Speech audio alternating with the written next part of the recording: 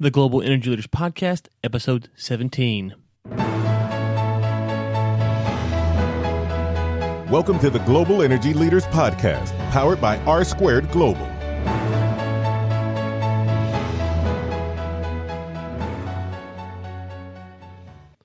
Welcome to another edition of the Global Energy Leaders Podcast. As always, I'm your host, Ryan Ray. So good to have you, and I'm in Africa right now. Obviously, I'm not recording this from Africa, but I am in Africa as this is being released, and I will let you guys know how my trip went. I'm excited to go, and we're just a few days away from actually leaving for the trip as I record this. And so I always love to get out and get abroad and meet new people and see new things. And so excited about this trip and excited about the SARWA conference, where I'll get a chance to talk about GIS and all kinds of neat things while I'm there.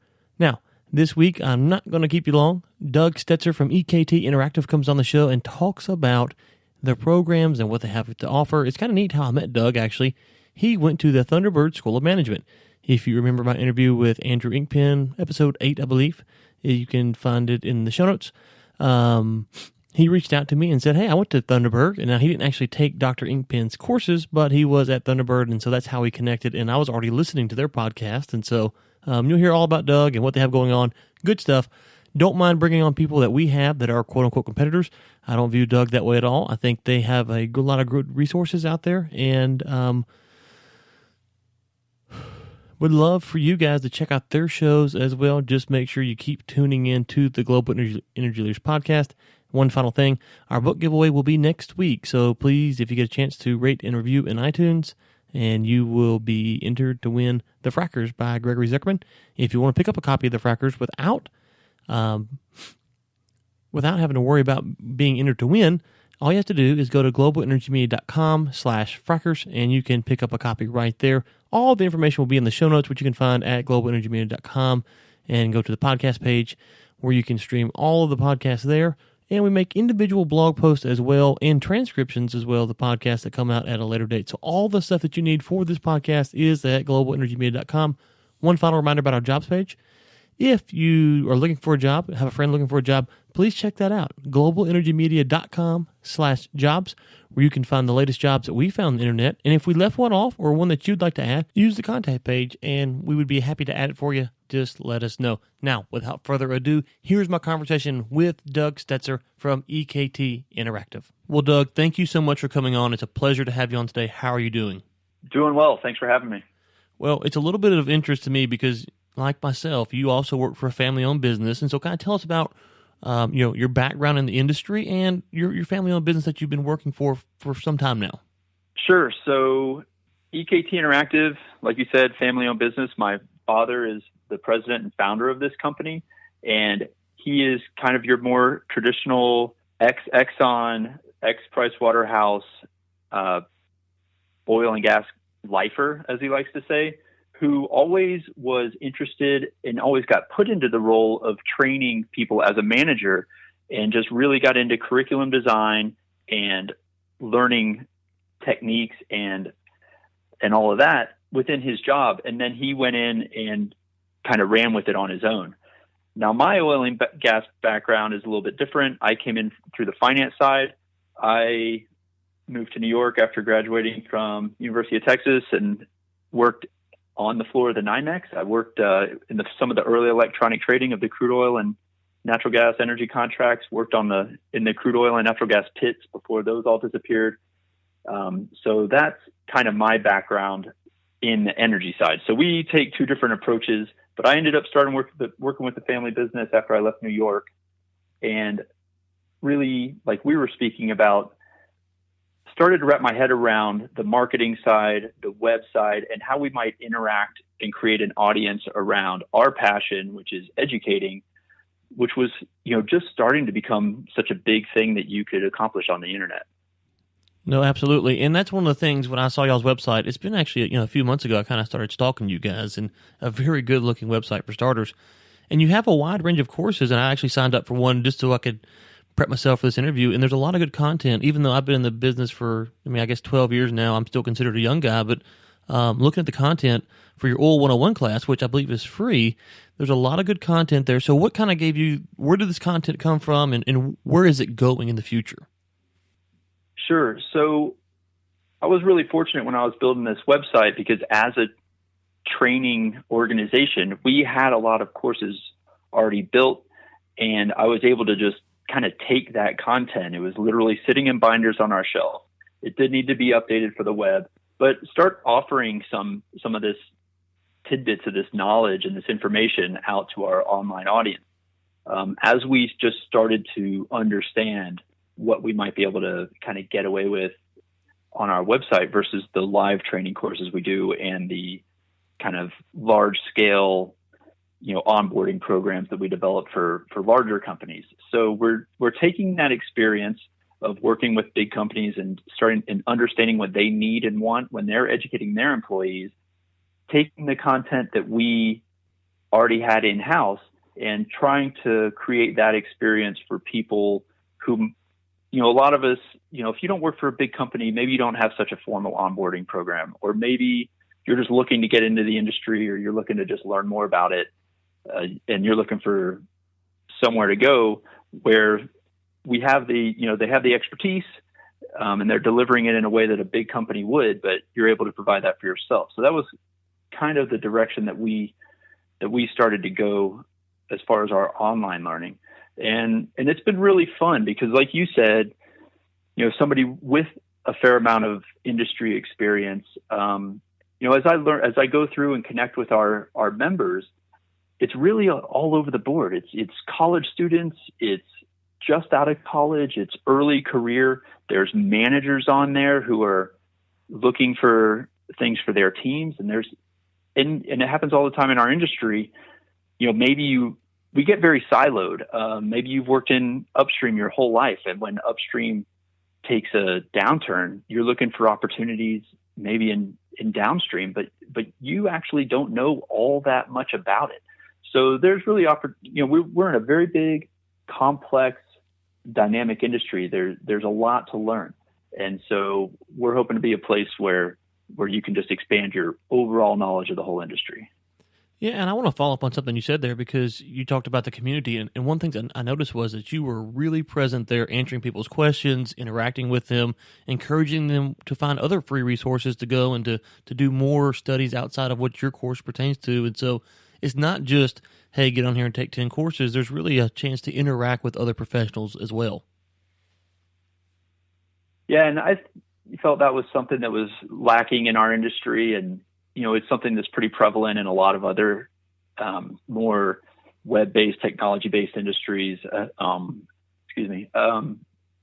Which is, like you said, you can come and learn these basics. Our Oil 101 is just kind of the very basics. It's an overview of the industry. But when somebody comes in and says, "Hey, your materials are helpful, but I've got an interview with a trading organization," and something that I have a lot of experience with, for example, I love to point them in direction of some of these other great resources that are out there, because there's a lot of great stuff out there, and what we want to be is a place where you can come to find that stuff, whether we created it ourselves or whether we know where to find it. Okay, so let's talk about if you were to sign up for Oil 101 per se. And the community that's there, are you finding that this is something that's contained to the United States, or is it people around the world are involved? Or for our audience that are listening, maybe in Africa, will there be other professionals like them that are taking these kind of courses? Yeah, one of the things that I've really enjoyed about building this program, because I used to work in the financial markets, and such a global environment, and through the website, I've been able to create that for myself. So basically, we are about 50-50 U.S. and international. Within the U.S.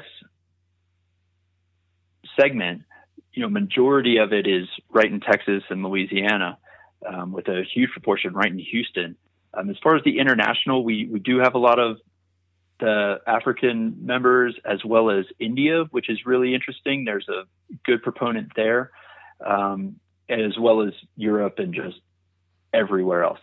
So what I like to say about our audience is that we're global yet local. So we're all over the world. We're connecting with amazing people, and I'm getting these emails from our members, and it's just really interesting and fun. Yet at the same time, we're really significantly connecting with our Houston-based and Texas-based, kind of oil patch community as well. Great. And so we've talked about Oil 101, but what are the other courses that you're offering on the site?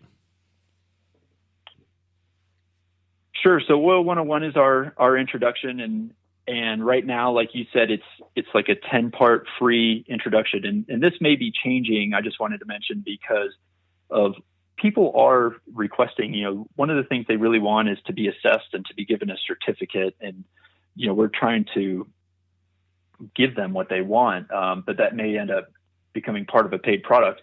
But what we recently rolled out is what we're calling like the 201 series. So as you go through your courses in school, you go from 101 to 201. And so we've rolled out what we're calling Upstream 201 right now. And it's another 30 or 31 lessons of just upstream content, really getting into, exploration, production, drilling, and well completions, which is something that we don't talk about in Oil 101, but there's a whole module on well completions in Oil 201. So that's been really creating that content was the focus of our efforts last year, and we just kind of got around to launching that at the end of the year. Okay, great. And guys, we will link to their website and their courses in the show notes. And just so everybody knows, they have podcasts and they have ebooks. And so it's a combination of listening and reading, and you can kind of get it from a couple different formats. It's really, really good stuff. I want to transition now into where I'm really jealous of you at is your podcast network. You've got 6, 7, 8, 20 shows it seems like that you guys have. And I struggle to get one out. I'm trying to get to 2, but you guys, you really got it going on your podcast network. And I was listening to one just the other day with Joe Perino, and it was really well done. He was talking about refineries, and it was really smooth and high production quality. So what got y'all into the podcasting, and help me understand how to do it better? Well, one of the things that's a common theme in our industry, we all like to talk about it, is this knowledge transfer, the great crew change, all of these really big themes based around the fact that, there's a knowledge drain in our industry just due to the, ebbs and flows that we go through as a commodity-based industry. When prices go down, we cut headcounts significantly. You really go to bare bones, and you lose these people. And we do it time and again, and only the biggest companies have the resources and wherewithal to try to kind of contain some of these brains and all of this experience. And in fact, even they do a really poor job at it. So it's something that a lot of people like to talk about, but not a lot of people really do anything about because it's difficult. It's difficult to get people to agree to be videotaped or recorded. It's difficult to get companies to allow some of their guys to talk in public forums about some of the things that they work with. For example, we would do a lot of work with the SPE, and you get some guy from a oil major who's got all the knowledge in the world, and they may not be allowed to kind of talk about everything they do. So one of the things that we have been able to do, and I have been pushing this, and one of the things I've learned is you gotta, don't ask anybody to do anything you won't do yourself, right? So I talked to, our company president, my father, and some of our really close associates who are just experts in their fields. They're passionate about the industry, and it really comes through when they interview. And I'm like, guys, we just need to put a microphone in front of you every time you go out to breakfast or lunch, right? So I started doing some of the podcasts that I have a background in, such as the oil prices podcast, because that's something I can speak to. That's where my experience is. And then we were able to pull together the Oil 101 podcast off of the materials that we offer in our course. Joe Perino, his podcast is amazing. He is just, again, the passion for the industry really comes through, and the knowledge. I mean, I'm sure you have these guys in your company too, and in your your circle when you just sit down, and the things that they're able to talk about off the top of their head with no notes or Google in front of them just blow your mind. And so, we've been able to convince him that this podcast would be a fun idea, and he kind of took it and ran with it. And I think it's been amazing. And then the other podcast is with our president, Marty Stetzer, and he interviews some of our other associates. And again, once they get that conversation rolling, it's just, it's really great. And so one of the things that we're trying to offer out there is that if people want to have a podcast and they're in our industry, but they're either scared of the back, they don't have their own website, they don't have the infrastructure that they need, they don't want to do editing and putting it up and sharing it. And, there's a lot of work that goes in behind the scenes on these episodes, as you well know. So what we've offered is to do all of that for them, and they can host their podcast with us, and we'll make, our goal is to make them look good. Like, we want to make them look and sound good and have a really amazing resource that they can then go share with their network. And so that's what we're doing with, for example, Joe, and also a group that just signed up with us, the Commodity Research Group. And I don't know if you have a chance to listen to this. It's two guys who I used to work with up in New York. They were around when the crude oil and heating oil and, gasoline futures contracts were formed. They went around to companies explaining how these contracts would work and how they could use them in hedging programs. I mean, it's like listening to two baseball announcers talk about the markets. They've literally been sitting next to each other for 25 years talking about the markets, and now they're recording it, and it's great. So that's how we're building the network, and we hope it grows and becomes a 1-2 punch. So the course is kind of this evergreen content, the stuff that gives you the fundamentals of what you need to know to even understand what these guys are talking about. And then the podcasts are how we will bring topical, recent events, all of the things that you need to know to kind of stay on top of what's going on right now with, these real experts bringing their knowledge right to you. So that's the 1-2 punch we're going for. And y'all are doing a great job at it. Just on behalf of the world, thank Joe for his podcast there. It does. It sounds like he's got a cup of coffee and there's some young lad sitting on the other side of the table, and he's just kind of informing this guy of life. It's so well done, and I'm sure there's, as we both know, there's a lot more that goes into it, editing and mistakes and scripts and all that stuff, but he does so well that it just sounds like he's just sitting there telling someone a story. And so I did see the commodity research one come out. It is on my list to listen to hopefully in the next few weeks. I hadn't got a chance to get around to it. But what you talked about with the 1-2 punch, I want to kind of back up here just for a second, and we're talking offline, and let's kind of bring this discussion online now, is as we go forward, and you've touched on it a little bit from a different perspective, is that there's this big change that's coming in the industry, and all the older generations retiring, there's this new generation. But the big thing I think that we both want to encourage people to do is get into a mindset of continuous learning. And so they're always learning, and you guys are trying to form that kind of network with the podcast and with the online training. And so as we go forward, just stress the importance and explain why for you guys it's so important for people to continue to learn, even if they have a degree or a master's degree, even that there's a sense in which they always need to be learning. Sure. And this is really becoming more of a common theme, really, everywhere you go and in every industry. And, more people are reading about it all the time. So it's not something I think you have to really explain too much, except for the fact that when you look at statistics about, how many people actually, read a book every year, or how many people, just focus on learning something new every year, the percentages are really amazingly small. And here we are, the world is changing quickly. There's a lot of opportunities out there, but they're shifting. We're less in a world where you're likely to get a job either out of high school or college and keep that job for your entire career. And so, it's really on you to be your best career management officer, right? And your own human resource developer. And However, we are lucky in the sense that, these resources are available to us more than ever.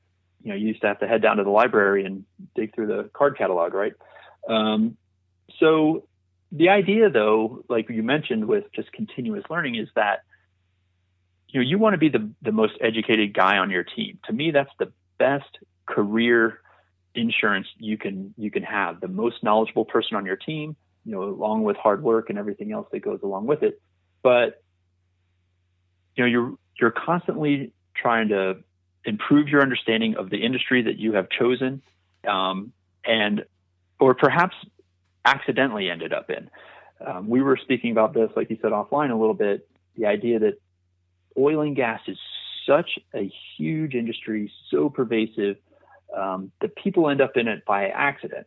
Whether you are working for a piping company, but all of your sales are going into oil and gas, well, then you better understand what your customer needs and what his pain points are and what his motivations are and how you can really help them.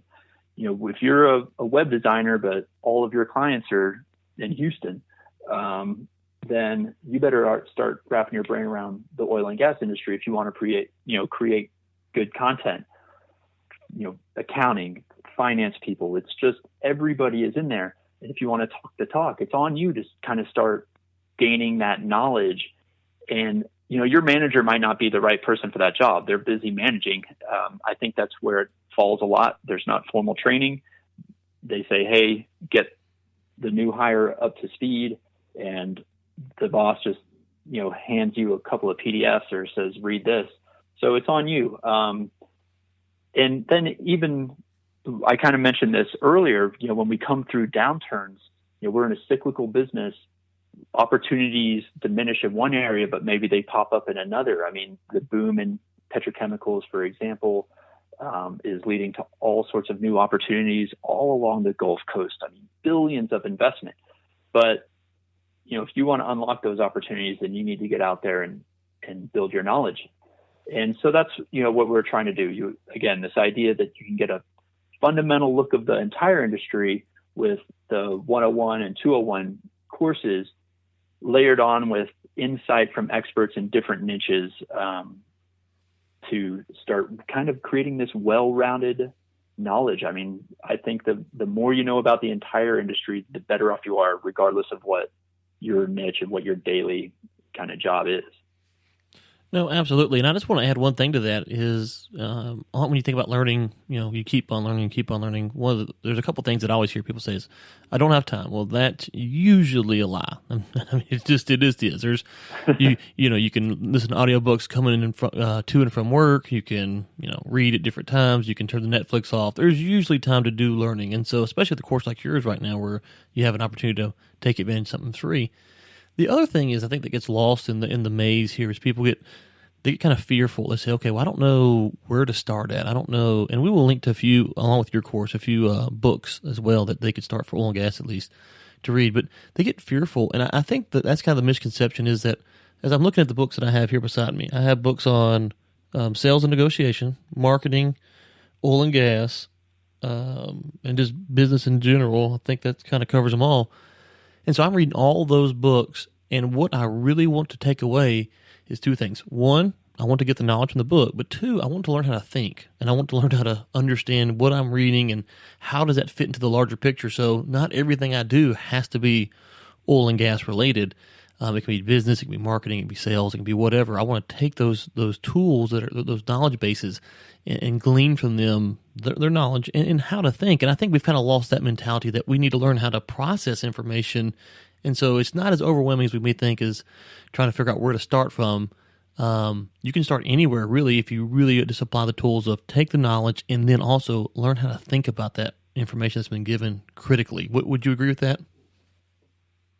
Yeah, absolutely. And within our industry, I think the exact same thing would apply. The same way that you're reading about kind of general knowledge books, like I just mentioned, the idea that, well, if I am, in upstream or I'm in accounting or whatever, that I shouldn't listen to Joe Perino's podcast on global refining trends. I think that would be a mistake. Everyone should listen to Joe Perino's podcast, okay? Everyone. Let me say that. Everyone should listen to Joe Perino's podcast. I don't care if you work at McDonald's and you're listening. You got to listen to Joe Perino. It's that good. Yeah, and so it's just a different microcosm of this idea, right, that you need to expand your horizon, stretch your brain, get into some things that you're uncomfortable with or just know nothing about, and start muddling through it, right?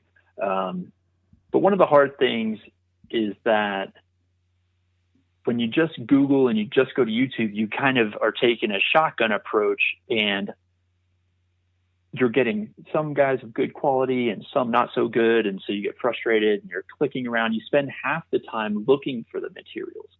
And so what we were hoping to do is create a one-stop shop where you can become accustomed to our format.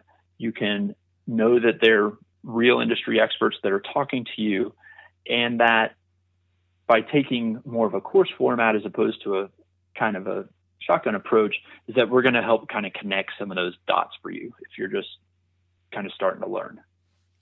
No, absolutely. No, I've done a great job of that. Okay, before I let you go, is there anything, obviously we're going to link to your website, your podcast, your courses, anything else that we skipped over that you want to plug or promote or didn't mention at all? Well, I think, I just did want to mention that right now, what we're really trying to do, we've been surveying and bringing, trying to figure out really what our members want. And what they want is assessment and certificates and things like that. And so, those are some of the things that we're building into our courses right now that we're excited about, because it does give people that accomplishment, the notice that they finish something. Right now, the course is just kind of, here we go. We walk you through the course. And so we're just excited to bring some of this more, curriculum design and e-learning functionality into the course that people have come to expect, really. We're just really excited to roll some of these new things out. And of course, we're just hoping to add to our podcast network. And we're talking to some other people about their own channels. And, we just want to be the place where you can really come and be confident that you're learning the right thing about our industry. Well, that's just wonderful. And we look forward to seeing what comes down the future and the certificates, the new podcasts, and we will definitely be following along. Doug, thank you so much for your time. You've been very generous today, and it was good to have you on. Thanks so much for having me. I really enjoyed it. And I just want to say I found you through your podcast as well. And so keep up the good work over there. I really enjoyed listening to the interviews. Again, anytime you get an opportunity to listen to somebody with, decades more experience than you have for free, then you need to take advantage of that. Thanks again to Doug for coming on. Really enjoyed the conversation with him and love the podcast over at EKT Interactive, guys. We will link to all of their information in the show notes. Check it out. And hey, don't just leave us a review in iTunes. If you like their product, leave them a review in iTunes as well. Doug and the group over there would greatly appreciate it, as we all are brothers in a sense in the podcast community. And so please check that out and leave them a review. Let them know, try the course out, and let us know, hey, how did it turn out for you guys? We'd love to hear some feedback on that. Guys, thank you so much for tuning in. We really, really appreciate it. I will let you know how my trip to Africa was next week as we bring on Alex Epstein, and he absolutely destroys me as I try to, kind of fake debate him, which was a mistake. I should have known, but I'm not the smartest guy in the world. And if you remember Seminary Guy's review from a couple episodes back, he said that the guest bring on the world-class expertise, not the host. And so that shows plainly in next week's episode with Alex Epstein, where we talk about the validity of the use of fossil fuels. Guys, as always, until next time, keep climbing. Thanks for listening to the Global Energy Leaders Podcast, powered by R Squared Global.